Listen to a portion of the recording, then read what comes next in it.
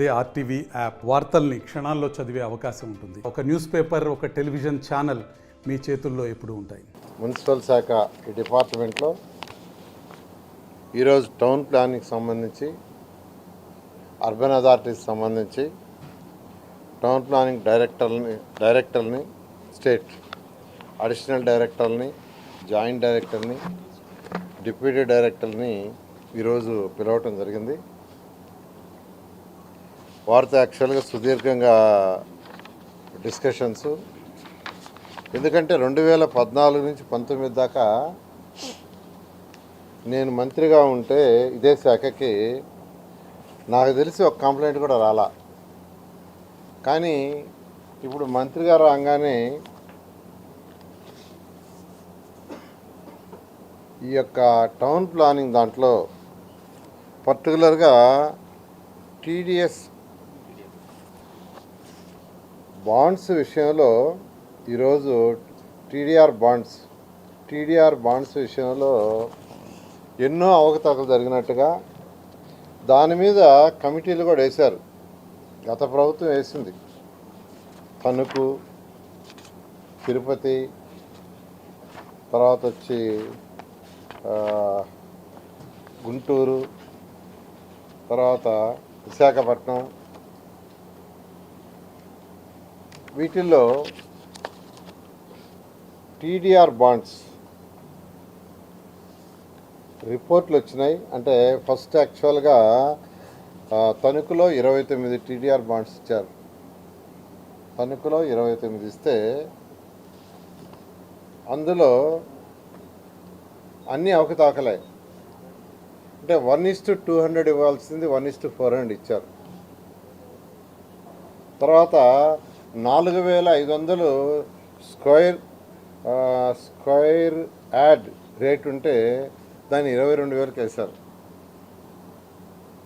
4,500 square yard ఉంటే అక్కడ ఒక 1.4 కిలోమీటర్లో ఉండే రేటుని తీసుకొచ్చేసి వాల్యుయేషన్ చేశారు. ఇది ఒక పెద్ద స్కామ్. దీని మళ్ళా ఏసీబీకి ఇచ్చారు, వాళ్ళు రిపోర్ట్ ఇచ్చారు. ఒక ముగ్గురిని సస్పెండ్ చేశారు, వాసుబాబు అని, తర్వాత రామకృష్ణ అని, తర్వాత ప్రసాద్ అని. అయితే ఈ రిపోర్ట్ యాక్చువల్గా ఇప్పుడే వచ్చింది, దాన్ని ఇంకా స్టడీ చేయలేదు. ఆ రిపోర్ట్ని యాక్చువల్గా ఇవాళ స్టడీ చేస్తాం. అయితే ఇక్కడ ఏంటంటే మెయిన్గా ఎక్కడైతే స్కామ్ జరిగిందో ఇమీడియట్గా ఏం చేశారంటే అక్కడ బాండ్స్ని హోల్డ్ చేశారు, అబయన్స్లో పెట్టారు. కోర్టు పోయారు కొందరు. కోర్టు కూడా ఏంటంటే అది వెరిఫై చేసి ప్రాపర్గా డెసిషన్ తీసుకోమంటే ఒక 318 మంది మాత్రం మార్చుకున్నారు. 300 మంది టీడీఆర్ బాండ్స్ని రీప్లేస్ చేసుకున్నారు. ఇలా ఈరోజు యాక్చువల్గా ఏంటంటే ఈ రాష్ట్రంలో అసలు ఎప్పుడు జరగని విధంగా నేను ఫస్ట్ టైం, అంటే నేను యాక్చువల్గా ఇలా కూడా చేస్తారా అనే విధంగా వచ్చింది. అసలు అంటే ప్రభుత్వంలో అడ్మినిస్ట్రేషన్ లేదు. గత ప్రభుత్వంలో అడ్మినిస్ట్రేషన్ జీరో అనే దానికి ఇది ఒక నిదర్శనం.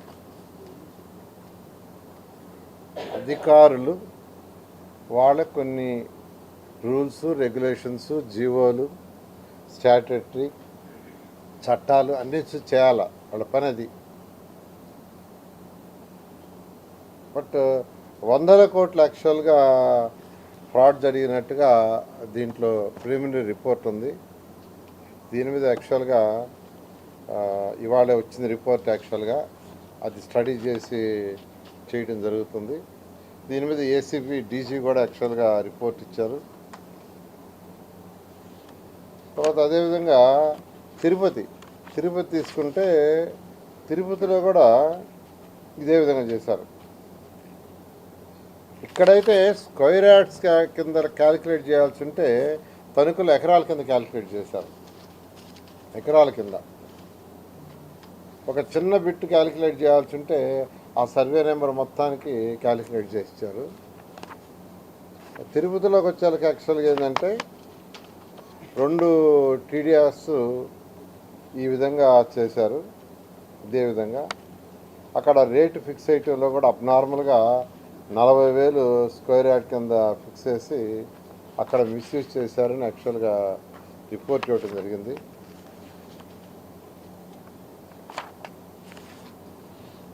అదేవిధంగా మనకు గుంటూరు మున్సిపాలిటీలో కూడా పందుల కాలనీ 10/12/2023 అక్కడ కూడా ఇదే విధంగా చేయటం జరిగింది. ఈ వాల్యుయేషన్లోనే వేరియేషన్ అంటే 9,000 స్క్వేర్ యార్డ్ ఉంటే దాన్ని 20,000 కింద చూపించారు. 9,000ని 20,000 కింద చూపించారు. దాంట్లో ఒక 4 ఇన్వాల్వ్ అయ్యారు. సత్యనారాయణ, సత్య శాస్త్రి, అశోక్, శ్రవంతి. ఈ విధంగా యాక్చువల్గా ఈ రిపోర్ట్స్ యాక్చువల్గా ప్రిలిమినరీ రిపోర్ట్స్ ఇవన్నీ. అదేవిధంగా విశాఖపట్నంలో అయితే మామూలుగా గిఫ్ట్ డీడ్ రిజిస్టర్ చేయాలి. రిజిస్టర్ చేయకుండా నోటరైజ్డ్ అఫిడవిట్ ఇస్తే ఇచ్చేశారు. ఈ విధంగా ఈరోజు ఈ రాష్ట్రంలో గత 5 సంవత్సరాల్లో ఎప్పుడు లేని విధంగా ఈ టీడీఆర్ బాండ్స్ మీద అనేక అవకతవకలు జరిగినాయి. ఇది సుమారుగా ఒక ఎంత ఉంటుంది మేడం మొత్తం 700 crores వరకు టోటల్గా. అంటే పొలిటికల్ వాళ్ళు చెప్పిన అధికారులు జాగ్రత్త పడాలి కదా. ఇప్పుడు సిస్టంలో ఏంది, చట్టాలు అసెంబ్లీలో పార్లమెంట్లో అసెంబ్లీలో చేస్తారు. ప్రిన్సిపల్ సెక్రటరీస్ మినిస్టర్లు జీవోలు ఇస్తారు. దాన్ని ఇంప్లిమెంట్ చేసే బాధ్యత నెక్స్ట్ హెచ్ఓడీల నుంచి వాళ్ళు చూసుకొని చేయాలా. పొలిటీషియన్స్ చెప్పినంత మాత్రాన పొలిటీషియన్స్ 5 సంవత్సరాలకు వస్తుంటారు, పోతుంటారు. 5 సంవత్సరాలకు ఒకసారి ఏదైనా ప్రభుత్వంలో సీఎం ఎవరైతే ఇప్పుడు జగన్మోహన్ రెడ్డి గారు ఆయన ఇంట్లో కూర్చున్నాడు కదల్లా బయటికి. ఇదన్నిటికీ తప్పేందంటే ఎవరైతే నాయకుడు ఉంటారో ఆ నాయకుడు ప్రజల మధ్య ఉండి ప్రజలతో మాట్లాడతా, అధికారులతో మాట్లాడతా, ప్రజలతో ఇంటరాక్షన్ అవుతుంటే ఉండవు. ఆయన కేవలం రూమ్లో కూర్చున్నాడు, కదల్లా బయటికి రాకపోయేళ్ళకి ఎవరి పార్టీకి వాళ్ళు ప్రజాప్రతినిధులు వాళ్ళ పార్టీకి వాళ్ళు ఇన్స్ట్రక్షన్ ఇచ్చారు. దానికి అధికారులు చేశారు. అధికారులకు భయం. పాపం అధికారులు ఏం చేస్తారు, ఎక్కడ ట్రాన్స్ఫర్ చేస్తారో, ఎక్కడ తీసుకుపోయి ఎక్కడ పడేస్తారనే భయంతో వాళ్ళు చేస్తారు. అల్టిమేట్గా మీరు అడిగినట్టు ఏంటంటే ప్రజల చేత ఎన్నుకోబడిన నాయకులు చేసిన మొదటి తప్పు ఇది. తర్వాత రెండో తప్పు అధికారులు. దాదాపు 700 కోట్ల రూపాయల వరకు దీంట్లో స్కామ్ ఉంటుందని ఈ 4 ఏరియాల్లో, ఇంకా మిగతావి కూడా యాక్చువల్గా స్టడీ చేయాలా. దీని మీద సీఎం గారితో డిస్కస్ చేయాలి. ఎందుకంటే ఇంత పెద్ద ఇష్యూ కాబట్టి దీన్ని అంటే ఇక్కడ వచ్చిన ఇబ్బంది ఏంటంటే ఎవరైతే టీడీఆర్ బాండ్స్ తీసుకున్నారో వాళ్ళ కింద వాళ్ళకి ఇచ్చేశారు. కొంతమంది దాన్ని యూటిలైజ్ చేసుకున్నారు, కొంతమంది మార్చుకున్నారు. వాళ్ళు కోర్టు కూడా పోయారు, మేమేం చేస్తాం, వాళ్ళు అమ్మారు, మేము కొనుక్కున్నామని. అందువల్ల దీని మీద కూలంకషంగా తొందరపాటుతో కాకుండా డీటెయిల్గా డిస్కస్ చేసి అవసరమైతే ఇంకా డిఫరెంట్ కమిటీ సీఎం గారితో చెప్పి కమిటీ వేసి దీనికి ఒక సొల్యూషన్ తీసుకురావడం జరుగుతుంది.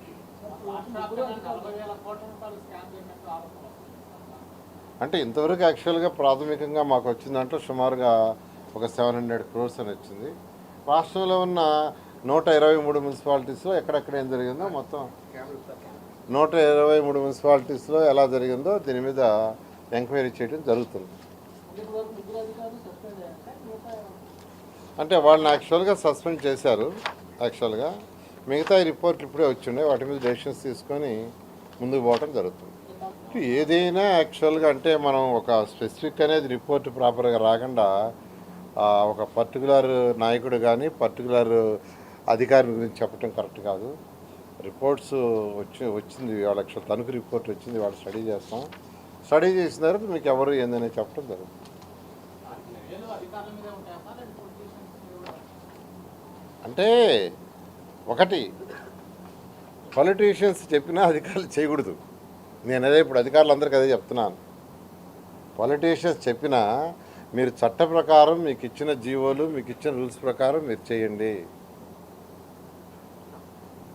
మీకు ఆ రైట్ ఉంది. పొలిటీషియన్స్ ఇవాళ ఉంటారు పోతారు, ఎందుకంటే 5 సంవత్సరాలకు ఒకసారి ఎలక్టెడ్ బాడీ మేము సరిగా చేయకుంటే ప్రజలు తీసి పక్కన పెడతారు. అందువల్ల నేను మా అధికారులందరికీ ఇప్పుడు అదే చెప్తున్నాను, మీ పాలిటీషియన్ చెప్పినా లోకల్గా చెప్పినా చేయొద్దు.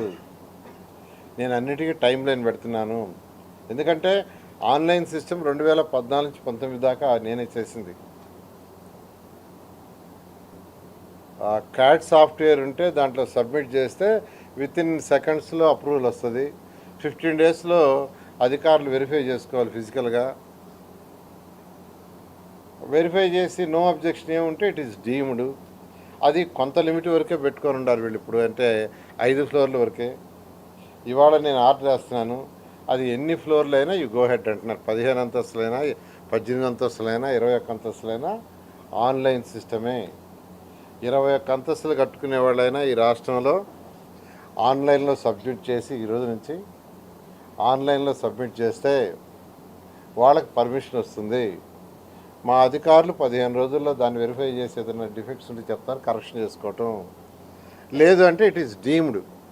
5 అంతస్తులైనా 10 అంతస్తులైనా 15 అంతస్తులైనా 20 అంతస్తులైనా అదే వెరిఫికేషన్, అంతకుమించి ఏముండదు. అందుకని ఆ డెసిషన్ ఇవాళ తీసుకోవడం జరిగింది.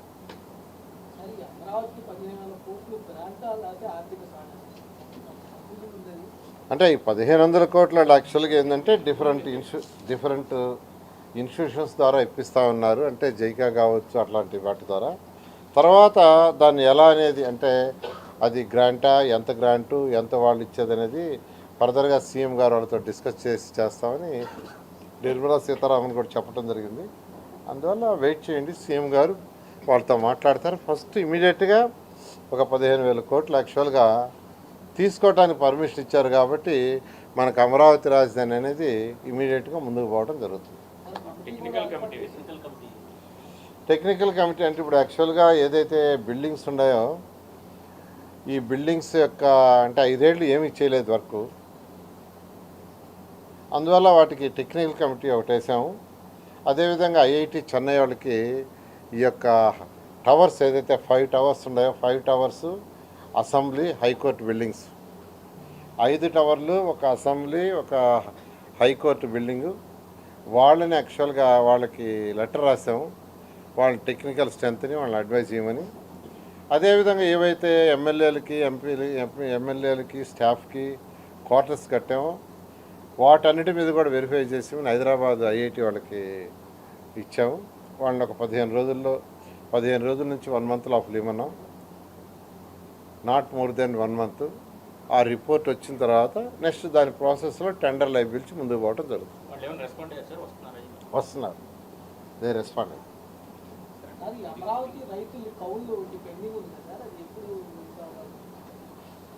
వాళ్ళ రైతులు కౌలు రిలీజ్ చేస్తామండి తొందరలోను. నిన్న కూడా యాక్చువల్గా మాట్లాడాము, యాక్చువల్గా కొంత రిలీజ్ చేసినట్టున్నారు, సిఆర్డీఏ కమిషనర్ చెప్పాడు కొంత రిలీజ్ చేసినట్టు, అవి రిలీజ్ చేస్తాం. వాళ్ళకి ఇబ్బంది పెట్టి ఏ రైతుకి ఇంక ఇబ్బంది పెట్టం, ప్రతి రైతుకి వాళ్ళకి ఇవ్వాల్సిన కౌలు 1వ తేదీ కంటే ఒక రోజు ముందు వచ్చేదిగా చేస్తాం. ఈ నెల మాత్రం ఇబ్బంది, ఈ ఒక్క నెల కొద్దిగా ఇబ్బంది ఉంటుంది. నెక్స్ట్ మంత్ నుంచి కౌలు రైతులందరికీ చెప్తున్నాను, 1వ తేదీ ఇవ్వాల్సిన కౌలు ముందు రోజు ఇస్తాం. ఎందుకంటే వాళ్ళు అడగంగానే కేవలం 58 రోజుల్లో 2015 జనవరి 1వ తేదీ మేము జీవో ఇస్తే 2015 ఫిబ్రవరి 20వ తేదీ అర్ధరాత్రికి, నాకు బాగా గుర్తుంది, అర్ధరాత్రి అన్నం క్యూలో నిలబడి తెల్లవారి మార్నింగ్ 7 దాకా ఇచ్చారు. 34,000 ఎకరాలని ఈ ప్రభుత్వం మీద నమ్మకంతో, ముఖ్యమంత్రి గారి మీద నమ్మకంతో ఇచ్చారు. వాళ్ళ యొక్క నమ్మకాన్ని వమ్ము చేయకూడదు. గత 5 సంవత్సరాలు అనేక ఇబ్బందులు పడ్డారు. ఇబ్బందులు పడకుండా యాక్చువల్గా వాళ్ళకి 1వ తేదీ కంటే ముందు రోజు ఇచ్చే విధంగా చేస్తామని సందర్భంగా తెలియజేస్తున్నాను. అదేవిధంగా రిజిస్ట్రేషన్స్ అన్నీ ఆగిపోయినాయి, దానికి కూడా సిఆర్డీఏ కమిషన్ చెప్పాను ఆఫీసులు పెట్టమని. ఆల్రెడీ ఐ థింక్ పెనుబాక తర్వాత ఉండవల్లో పెట్టినట్టున్నారు, మిగతా దగ్గర కూడా పెట్టి ముందుకు పోవడం జరుగుతుంది. అంటే ఆఫీసులు లేవుగా డిలే అవుతుంది. ఆ టెక్నికల్గా ఏదో ఒక చిన్న ప్రాబ్లం వచ్చిందని తెలిసింది, సిఆర్డే కమిషనర్ ఆ కన్సర్న్ వాళ్ళతో మాట్లాడారని నాకు చెప్పారు. మాట్లాడారని ఇది 2 రోజుల్లో రెక్టిఫై చేస్తా అన్నారు.